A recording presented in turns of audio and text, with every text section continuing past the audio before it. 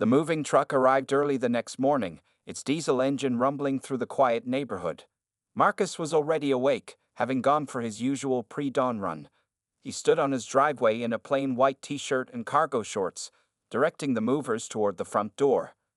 Richard Cooper appeared on his porch almost immediately, still in his bathrobe, watching the activity with growing agitation. He pulled out his phone and began recording the movers as they carried Marcus's furniture inside. "Is there a problem?" Marcus finally asked, walking toward his neighbor's property line. He kept his voice professional and calm, the same tone he'd used countless times to diffuse tense situations. "Yeah, there's a problem," Richard snapped, not lowering his phone. "This is a quiet neighborhood. We don't need all this commotion at 7 in the morning." Before Marcus could respond, one of the movers accidentally bumped a large box against Marcus's garage door, creating a loud bang. Richard immediately started yelling, "Hey, you people need to be more careful. This is a respectable neighborhood." Marcus noticed how Richard emphasized "you people," making the word sound like an accusation. He heard that tone too many times in his life to misunderstand its meaning. "Sir," Marcus said, maintaining his composure, "the movers are being as careful as they can. Will be done in a few hours." Other neighbors began emerging from their houses, drawn by Richard's loud voice. Some watched openly from their porches, while others pretended to check their mail or water their lawns. "A few hours?" Richard scoffed. "And then what? Weekend parties? Loud music? I know how it goes." Marcus felt his jaw tighten, but 20 years of law enforcement had taught him exceptional self-control. "Mr. Cooper, Richard Cooper, and I'm the neighborhood watch coordinator." "Mr. Cooper, I'm Marcus Johnson, your new neighbor. I'm a professional who values peace and quiet as much as you do. There won't be any parties or loud music." Richard lowered his phone slightly, looking Marcus up and down with unconcealed disdain. "We'll see about that. I've already called the homeowners association about you." A woman's voice cut through the tension. "Richard Cooper, that's enough." Linda Martinez, an elderly Hispanic woman from across the street, walked over with a plate of cookies. She'd lived in the neighborhood for 30 years and had no patience for Richard's behavior. "Welcome to the neighborhood, Mr. Johnson," she said warmly, handing Marcus the cookies. "Don't mind Richard. He thinks he owns the street." Richard's face reddened. "Linda, you don't know anything about—" "I know plenty," she interrupted. "I know you've been watching this young man's house since yesterday like some kind of spy. I know you called an emergency neighborhood watch meeting last night about our changing neighborhood. And I know you're making a fool of yourself right now." Other neighbors shifted uncomfortably, some looking ashamed. Marcus realized the meeting Linda mentioned explained the group he'd seen on Richard's lawn yesterday. "Thank you, Mrs. Martinez," Marcus said, accepting the cookies. "I appreciate the welcome." Richard stormed back into his house, slamming the door. Through his window, they could see him on the phone again, gesturing angrily. The movers continued their work while Linda chatted with Marcus, telling him about the neighborhood. She had been a school teacher before retiring, and her warmth and acceptance drew other neighbors over. Soon, Marcus was having pleasant conversations with several of them, though some remained standoffish. By afternoon, most of Marcus's furniture was in place. He was arranging books in his home office when he noticed Richard in his backyard, installing additional security cameras. All pointed directly at Marcus's property. Marcus sighed, walking away from the window. On his desk lay the speech he'd been preparing for next week's public announcement of his appointment as chief of police. He'd hoped to get a genuine feel for the community before revealing his position, but Richard Cooper was making that increasingly difficult. His phone buzzed with a text from Deputy Chief Martinez. "Everything's still okay with waiting until next week's announcement." Marcus looked out his window again. Richard was now taking photos of Marcus's house, presumably for his homeowners association complaint. "Yes," Marcus texted back, "but I have a feeling things are going to get interesting before then." He had no idea just how right he was, or that Richard Cooper's prejudices would soon lead to a confrontation that would change both their lives forever. The moving truck arrived early the next morning, its diesel engine rumbling through the quiet neighborhood. Marcus was already awake, having gone for his usual pre-dawn run.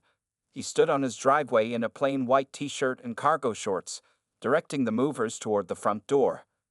Richard Cooper appeared on his porch almost immediately, still in his bathrobe, watching the activity with growing agitation. He pulled out his phone and began recording the movers as they carried Marcus's furniture inside. "Is there a problem?" Marcus finally asked, walking toward his neighbor's property line. He kept his voice professional and calm, the same tone he'd used countless times to diffuse tense situations. "Yeah, there's a problem," Richard snapped, not lowering his phone. "This is a quiet neighborhood. We don't need all this commotion at 7 in the morning." Before Marcus could respond, one of the movers accidentally bumped a large box against Marcus's garage door, creating a loud bang. Richard immediately started yelling, "Hey, you people need to be more careful. This is a respectable neighborhood." Marcus noticed how Richard emphasized "you people," making the word sound like an accusation. He heard that tone too many times in his life to misunderstand its meaning. "Sir," Marcus said, maintaining his composure, "the movers are being as careful as they can. Will be done in a few hours." Other neighbors began emerging from their houses, drawn by Richard's loud voice. Some watched openly from their porches, while others pretended to check their mail or water their lawns. "A few hours?" Richard scoffed. "And then what? Weekend parties? Loud music? I know how it goes." Marcus felt his jaw tighten, but 20 years of law enforcement had taught him exceptional self-control. "Mr. Cooper, Richard Cooper, and I'm the neighborhood watch coordinator." "Mr. Cooper, I'm Marcus Johnson, your new neighbor. I'm a professional who values peace and quiet as much as you do. There won't be any parties or loud music." Richard lowered his phone slightly, looking Marcus up and down with unconcealed disdain. "We'll see about that. I've already called the homeowners association about you." A woman's voice cut through the tension. "Richard Cooper, that's enough."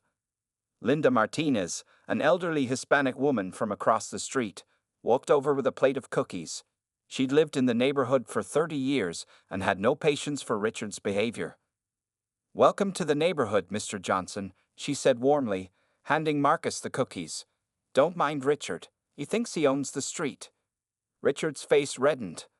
"Linda, you don't know anything about—" "I know plenty," she interrupted. "I know you've been watching this young man's house since yesterday like some kind of spy. I know you called an emergency neighborhood watch meeting last night about our changing neighborhood. And I know you're making a fool of yourself right now." Other neighbors shifted uncomfortably, some looking ashamed. Marcus realized the meeting Linda mentioned explained the group he'd seen on Richard's lawn yesterday. "Thank you, Mrs. Martinez," Marcus said, accepting the cookies. "I appreciate the welcome." Richard stormed back into his house, slamming the door. Through his window, they could see him on the phone again, gesturing angrily. The movers continued their work while Linda chatted with Marcus, telling him about the neighborhood. She had been a school teacher before retiring, and her warmth and acceptance drew other neighbors over. Soon, Marcus was having pleasant conversations with several of them, though some remained standoffish. By afternoon, most of Marcus's furniture was in place. He was arranging books in his home office when he noticed Richard in his backyard, installing additional security cameras. All pointed directly at Marcus's property. Marcus sighed, walking away from the window. On his desk lay the speech he'd been preparing for next week's public announcement of his appointment as chief of police. He'd hoped to get a genuine feel for the community before revealing his position, but Richard Cooper was making that increasingly difficult. His phone buzzed with a text from Deputy Chief Martinez. "Everything's still okay with waiting until next week's announcement." Marcus looked out his window again. Richard was now taking photos of Marcus's house, presumably for his homeowners association complaint. "Yes," Marcus texted back, "but I have a feeling things are going to get interesting before then." He had no idea just how right he was, or that Richard Cooper's prejudices would soon lead to a confrontation that would change both their lives forever. 3 days had passed since Marcus moved in, and Richard Cooper's behavior had grown increasingly hostile. The entire neighborhood felt the tension, like a storm gathering strength before breaking. That evening, Marcus finished his usual jog around the neighborhood. The sun was setting, casting long shadows across the quiet streets. He slowed to a walk as he approached his house, his breath visible in the cool air. His police academy hoodie was damp with sweat, and his running shoes made soft sounds against the pavement. Richard Cooper was waiting. He stood at the edge of his driveway, arms crossed, with two other men Marcus hadn't seen before. All three watched as Marcus approached, their faces hard with barely concealed hostility. "We've been watching you," Richard called out, his voice carrying across the lawn. "Every day, same time, running around the neighborhood. Taking notes, aren't you?" Marcus stopped, maintaining a safe distance. His police training kicked in automatically, assess the situation, identify potential threats, maintain calm. "I'm just exercising, Mr. Cooper, like I do every evening." "Sure you are," one of Richard's friends sneered. "That's why you're always looking at everyone's houses, checking windows, studying security systems." Marcus understood the dangerous territory he was entering. These men had already decided who and what he was, and nothing he could say would change their minds. Not yet, anyway. "I live here," Marcus said firmly. "Just like you. I have every right to walk or jog in my own neighborhood." Richard stepped forward, his face flushed with anger. "This isn't your neighborhood. We know what's really going on. Been a lot of break-ins in the area lately, and suddenly you show up, casing houses in broad daylight." Several neighbors had come out onto their porches, drawn by the confrontation. Linda Martinez stood on her front lawn, phone in hand, clearly recording the interaction. Other residents watched silently, their faces showing a mix of concern and uncertainty. "Mr. Cooper," Marcus said, keeping his voice steady, "I'm going to walk to my house now. I suggest you and your friends step aside." "Or what?" Richard's second friend challenged, moving to block Marcus's path. "You'll show us what you're really here for." Marcus felt his heart rate increase, not from fear, but from the familiar surge of adrenaline that came with dangerous situations. In 20 years of law enforcement, he'd faced down armed suspects with less anxiety than he felt now. At least then, he'd had his badge and uniform to establish his authority. "Last warning," Marcus said quietly. "Let me pass." Richard moved closer, his face inches from Marcus's. "Or what? You'll call the cops? Go ahead. In fact, I'll do it for you. Let's see what they think about a suspicious person in our neighborhood." Marcus could smell alcohol on Richard's breath. The situation was deteriorating rapidly. More neighbors had gathered, and Marcus noticed several phones pointed in their direction, recording everything. "Think carefully about what you're doing," Marcus warned, his eyes locked on Richard's. "Oh, I have," Richard snarled. "We've all thought about it. Ever since you showed up, bringing down property values, making decent folks feel unsafe in their own homes." Linda Martinez's voice cut through the tension. "Richard Cooper, you stop this right now. I've already called the police." Richard's face twisted into a cruel smile. "Good. Let them come. Let them see what we're dealing with here." Marcus heard sirens in the distance, growing closer. He could have ended this immediately by revealing his identity, but something made him wait. Perhaps it was 20 years of dealing with people like Richard, or maybe it was the need to see just how far this man would go when he thought he had power over someone. "Last chance," Marcus said calmly. "Step aside and let me go home." Instead, Richard shoved him hard in the chest. "Make me." The sirens were very close now. Marcus didn't move, didn't react to the shove. He simply stood there, looking at Richard with an expression that would later haunt the man's dreams. Not anger, not fear, but something like pity mixed with determination. Two police cruisers turned onto the street, their lights painting the gathering darkness in red and blue. Richard's smile grew wider, more triumphant. He had no way of knowing that in the next few minutes, his entire world was about to turn upside down. The real storm was about to break. The police cruisers hadn't even come to a complete stop when Richard Cooper made his fatal mistake. Perhaps it was the alcohol in his system, or the audience of neighbors he'd gathered, or simply the hatred that had been building for days. Whatever the reason, he suddenly lunged at Marcus. "I'll show you what we do with your kind around here," Richard shouted, throwing a wild punch that caught Marcus on the jaw. Marcus could have easily defended himself. Years of police training had prepared him for far worse, but he chose to take the hit, letting his police instincts guide his response. He raised his hands in a non-threatening manner, making sure all the recording phones had a clear view. "He's attacking me," Richard screamed to the approaching officers, even as he grabbed Marcus's hoodie and tried to throw him to the ground. "This thug's been threatening our neighborhood." Officer Jenny Chen and Officer Mike Rodriguez jumped out of their cruisers, hands on their weapons. They'd been briefed about their new chief starting next week, and both immediately recognized Marcus. Their expressions shifted from professional concern to shock as they witnessed Richard Cooper assaulting their future boss. "Get him!"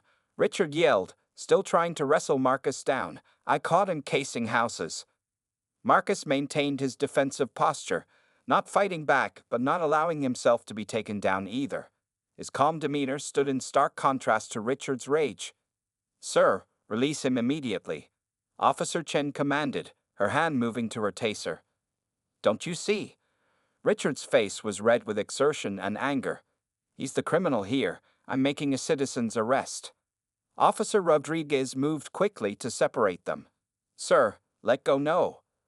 Linda Martinez's voice rang out from the growing crowd. "I have everything on video. Richard attacked him for no reason." Richard finally released Marcus's hoodie, stepping back with a triumphant grin. "Check his ID. He's been running around our neighborhood for days, watching houses, taking notes. We don't want his kind here." Officer Chen approached Marcus. "Are you all right, sir?"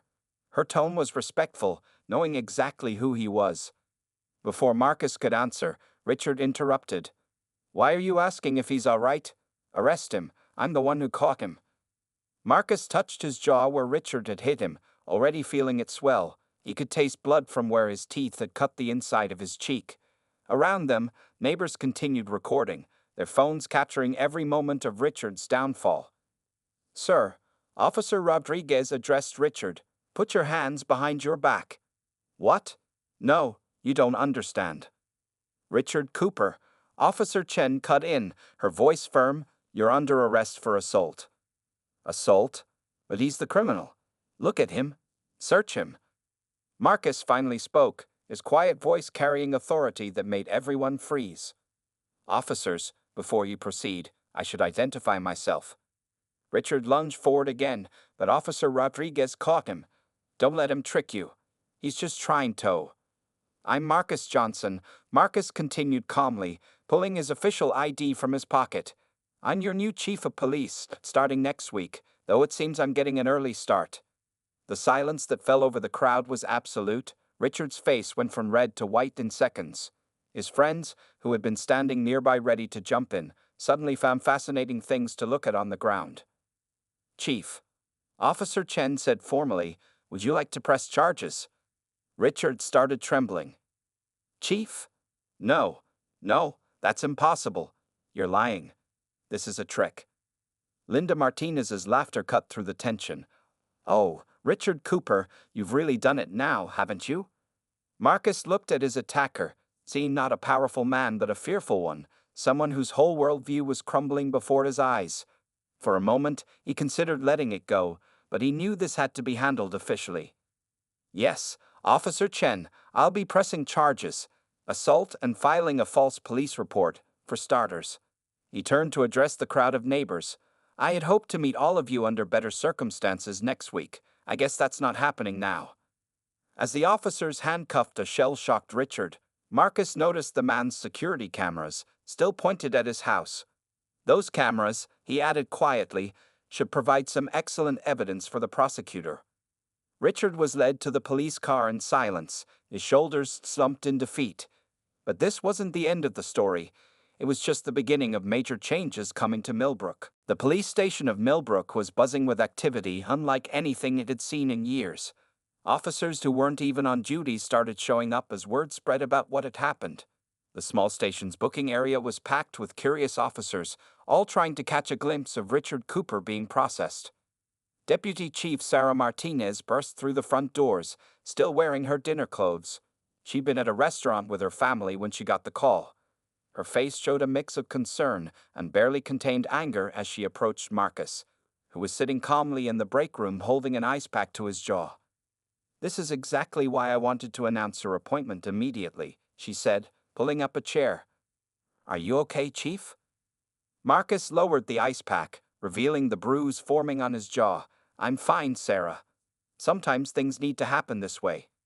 In the booking area, they could hear Richard Cooper's voice rising in panic as the reality of his situation sank in. "You don't understand. I didn't know. How was I supposed to know? This is all a misunderstanding. Officer Chen, who was processing him, remained professional but cold. Sir, please keep your voice down. You have the right to remain silent. I suggest you use it. The mayor arrived next, rushing through the station with his tie askew.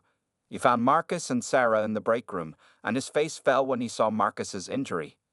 Chief Johnson, I can't begin to apologize enough, the mayor started, but Marcus held up his hand. Mr. Mayor, what happened tonight isn't your fault, but it is a symptom of bigger problems we need to address.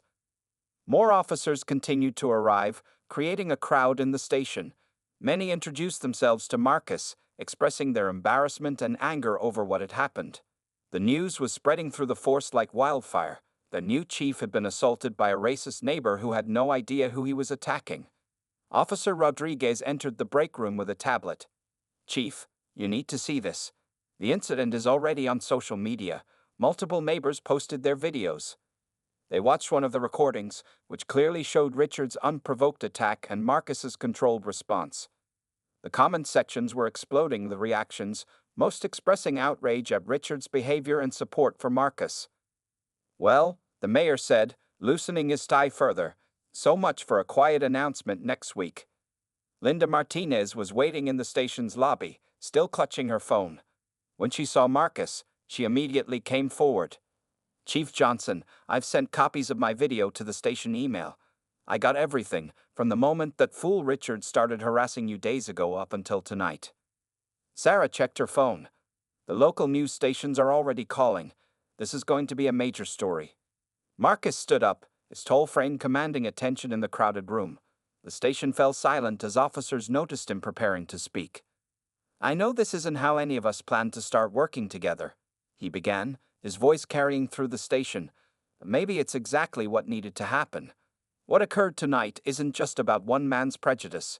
It's about the assumptions we make, the biases we carry, and the work we need to do as law enforcement officers. The officers listened intently, many nodding in agreement. Even the civilian staff stopped their work to hear their new chief's impromptu speech. Starting tomorrow, Marcus continued, we're going to use this incident as a catalyst for change, not just in how we police, but in how we connect with our community. Every person in this town deserves to feel safe and respected, regardless of who they are or what they look like. In the booking area, Richard Cooper had fallen silent, listening to the strong, authoritative voice of the man he'd assaulted, the same man who would now be in charge of the entire police force. Sarah looked at her phone again and smiled. The support is pouring in, Chief. Other departments are calling to offer their backing. This isn't just a local story anymore. Marcus nodded, replacing the ice pack on his jaw. Then let's make sure we handle it right. This isn't about revenge or punishment. It's about transformation of our department, our community, and hopefully, even people like Richard Cooper. As if on cue, they heard Richard's quiet voice from the booking area. I want to apologize to the chief. Please, I need to apologize. Marcus shared a knowing look with Sarah. The real work was just beginning, and Millbrook would never be the same. Richard Cooper sat in the station's interview room, his face pale and hands trembling. Gone was the aggressive bravado from earlier. Now he looked small, defeated, as the full weight of his actions pressed down on him. Marcus entered the room alone, despite protests from other officers. He carried 2 cups of coffee, sliding one across the table to Richard before taking a seat. The bruise on his jaw was darkening, a visible reminder of Richard's assault. Richard started, then stopped, staring at the coffee cup like it was a foreign object. I didn't know that I was the new chief of police. Marcus finished calmly. Would it have made a difference, Mr. Cooper? Would you have treated any other black man moving into the neighborhood differently if he had an important title? Outside the interview room, officers gathered around the observation window. Deputy Chief Martinez stood with them, watching the interaction carefully. The station was still buzzing with activity as phones rang constantly with media inquiries. Richard's eyes filled with tears. My life is over, he whispered. I'll lose my job, my reputation. Your actions have consequences, Marcus said, taking a sip of his coffee. But what matters now is what you learn from this. Tell me, why did you really attack me?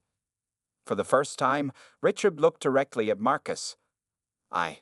I was scared, he admitted, his voice barely audible. The neighborhood's been changing. New people moving in. I felt like I was losing control.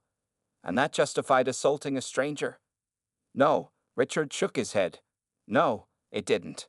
I let fear turn into hate. I saw what I wanted to see, not what was actually there. Through the observation window, officers watched in amazement as their new chief conducted a masterclass in de-escalation and community policing. Instead of anger or retribution, he was showing something much more powerful, understanding combined with accountability. Mr. Cooper, Marcus leaned forward.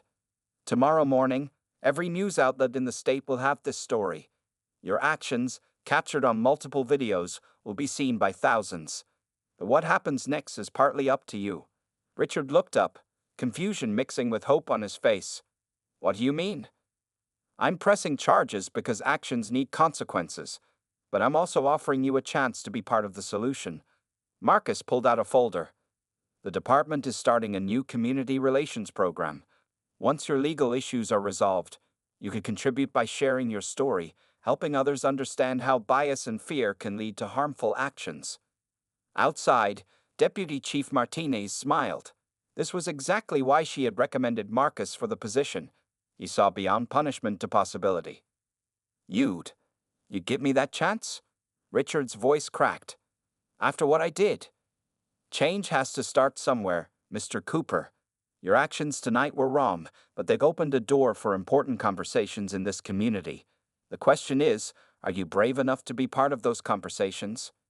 Before Richard could answer, a commotion broke out in the station. News vans had begun arriving outside, their lights visible through the windows. The story was exploding faster than anyone had anticipated. Chief. Officer Chen opened the door slightly. The mayor's called an emergency press conference for tomorrow morning. And sir, your phone's been ringing. The governor's office is calling. Marcus nodded, then turned back to Richard. Think about what I said. Officer Chen will finish processing you now. Your lawyer should be here soon. As Marcus stood to leave, Richard called out, Chief Johnson, I'm sorry. Not just for tonight, but for everything since you moved in. I was wrong about you. About everything. No, Mr. Cooper, Marcus replied, his hand on the door handle. You were wrong about yourself. You're capable of being better than what you showed these past few days. Prove it. Stepping out of the interview room, Marcus was immediately surrounded by his officers, all wanting to know how he remained so calm, so professional in the face of such bigotry. But before he could answer, Deputy Chief Martinez cut through the crowd. Chief, you need to see this. She held up her phone, showing social media feeds exploding with the hashtag #MillbrookChief. The videos of the incident were going viral, and with them, messages of support from across the country. Marcus looked at the phone, then at his officers, and finally through the window at Richard Cooper, who sat alone with his coffee, looking like a man seeing himself clearly for the first time. Tomorrow, Marcus said, we start changing this department, this town, and hopefully, some minds along the way. The next morning's press conference drew media from across the state. The Millbrook City Hall steps were packed with reporters, cameras, and community members. The crowd buzzed with anticipation as Mayor Thompson approached the podium. Behind him stood Marcus Johnson, dressed in his full police chief uniform for the first time in Millbrook. The brass buttons gleamed in the morning sun, and despite the visible bruise on his jaw, he carried himself with dignity and authority. Ladies and gentlemen, the mayor began, his voice slightly shaky. Last night, an unfortunate incident occurred that has brought national attention to our town. But today, we stand together to formally introduce the man who handled that situation with extraordinary grace and professionalism, our new chief of police, Marcus Johnson. The cameras flashed as Marcus stepped to the podium. The bruise on his face told one story, but his calm smile told another. Good morning, he began. I had planned to meet this community under different circumstances next week. Sometimes life has other plans. In the county jail, Richard Cooper watched the press conference on a small TV in the common area. Other inmates gathered around, some shaking their heads, others muttering comments about his foolishness. What happened last night, Marcus continued at the podium, wasn't just about one incident or one person. It was a mirror held up to issues that exist in many communities. How we respond to these issues will define us. The crowd grew silent as Marcus outlined his vision for the department: new training programs, community outreach initiatives, and a citizen advisory board that would include representatives from all neighborhoods and backgrounds. Linda Martinez stood in the front row, nodding approvingly. Next to her, several of Richard's former Neighborhood Watch members hung their heads, their own complicity in recent events weighing heavily on them. The easy response would be anger, Marcus said, his voice carrying across the hushed crowd. The easy path would be to let this incident divide us further. But I didn't become a police officer to take the easy path. I became an officer to serve, to protect, and to bring people together. Back at the jail, Richard Cooper wiped tears from his eyes as he watched. His lawyer sat beside him, discussing the charges and the potential consequences. The assault charge alone could carry significant jail time, but there was also a civil rights violation to consider. At City Hall, reporters' hands shot up as Marcus finished his speech. The questions came rapid fire. Chief Johnson, will you be moving to a different neighborhood? Are you concerned about your safety? What message do you have for other communities facing similar issues? Marcus addressed each question thoughtfully, but his answer to the last one captured everyone's attention. Change doesn't come from pushing people away, he said, looking directly into the cameras. It comes from pulling people in, especially when, they've shown their worst selves. That's not just good policing, it's good humanity. As the press conference concluded, Marcus's phone buzzed with a message from the jail. Richard Cooper wanted to make a public statement. After consulting with his lawyer, he had written a letter acknowledging his actions and their roots in his own prejudices. Deputy Chief Martinez read the letter and passed it to Marcus. He's asking permission to read this at tomorrow's community meeting. Says he wants everyone to understand how hatred can blind people to their own humanity. Marcus scanned the letter, noting the genuine remorse in Richard's words. It wasn't just an apology. It was a confession of how fear and prejudice had gradually poisoned his view of the world. Later that evening, as Marcus finally returned home, he found his front yard filled with flowers, cards, and signs of support from community members. Among them was a large banner signed by dozens of neighbors. "Welcome home, Chief Johnson." Linda Martinez waited on his porch with a fresh plate of cookies. "The Neighborhood Watch met today," she said with a smile. "We voted to disband the old group and start fresh. We'd like you to help us build something better." Marcus looked at his house, at the supportive messages, and at the security cameras Richard had installed, now silent witnesses to a very different neighborhood than the one they were meant to monitor. "Change is coming to Millbrook," he said, accepting the cookies. "And it's starting right here, on this street." In his jail cell, Richard Cooper finished writing his statement for tomorrow's meeting, ending it with words he never thought he'd write. "Thank you, Chief Johnson, for showing me what real strength looks like." The story of Millbrook was about to take a new turn, and Marcus Johnson would make sure it was a turn toward justice, understanding, and real community. 1 month had passed since the incident that changed Millbrook forever. The community center was packed for the first graduation ceremony of the new Cultural Understanding and Police Relations program, an initiative Chief Marcus Johnson had created in response to the events of that fateful night. Among the graduates sat Richard Cooper, recently released on probation with the condition that he complete the program. He looked different now, humbler, more thoughtful, his face bearing the marks of someone who had confronted his own demons and emerged changed. Marcus stood at the podium, surveying the diverse crowd before him. The past month had brought remarkable changes to Millbrook. The police department had implemented new training protocols, community engagement had soared, and neighborhoods that once viewed each other with suspicion were now working together. 4 weeks ago, Marcus began, an incident of hatred turned into an opportunity for growth. Today, we celebrate not just these graduates, but a community that chose to learn rather than divide. In the front row, Deputy Chief Martinez smiled, remembering how skeptical she'd been when Marcus first proposed offering Richard a path to redemption through community service and education instead of pursuing maximum punishment. Richard stood when his name was called, walking to the podium with his completion certificate. The room fell silent, all eyes on the man who had become both the symbol of prejudice and the possibility of change. A month ago, Richard's voice shook as he spoke. "I was a man filled with fear and hatred. I thought I was protecting my community, but I was actually poisoning it. He turned to face Marcus. Chief Johnson didn't just show me mercy when I deserved punishment. He showed me a better way to be a part of this community. The program hadn't been easy.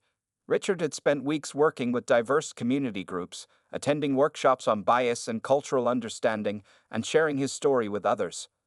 The transformation hadn't happened overnight, but it had happened. Linda Martinez, now heading the Reformed Neighborhood Watch program, stepped forward to present the next phase of community initiatives. The old surveillance cameras that Richard had installed now served a new purpose, monitoring a community garden where neighbors of all backgrounds gathered to grow food for local food banks. Sometimes, Marcus addressed the crowd. The greatest changes come from the most unlikely moments. A month ago, Mr. Cooper attacked me because he saw me as a threat. Today, he helps lead our community outreach programs, showing others how to overcome their own prejudices. The local media covered the ceremony, but the story was different now. Instead of focusing on the initial incident, they reported on Millbrook's transformation.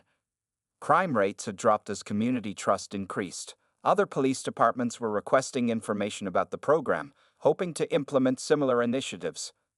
After the ceremony, Marcus and Richard walked through the neighborhood where their confrontation had occurred. The street looked the same, but the atmosphere had changed completely. Children of different races played together on lawns where no trespassing signs once stood. Neighbors chatted across property lines that had previously served as barriers. I drive by my security cameras every day, Richard said, stopping in front of his house. They remind me of who I was and who I'm trying to become. Marcus nodded. Change isn't about forgetting our past mistakes, it's about learning from them. As they talked, other neighbors joined them, people who had once watched silently as Richard confronted Marcus, but who now actively participated in community programs. The streak had become a model for what Millbrook could be. The sun was setting as Marcus walked back to his house, reflecting on the month's events. On his porch lay a pile of letters from police departments across the country, all asking how he had turned a potential crisis into an opportunity for transformation. Inside, he found an email from the mayor. The city council had unanimously approved funding for expanding the Cultural Understanding program to other departments. Millbrook was becoming known not for the incident that made national news, but for its response to it.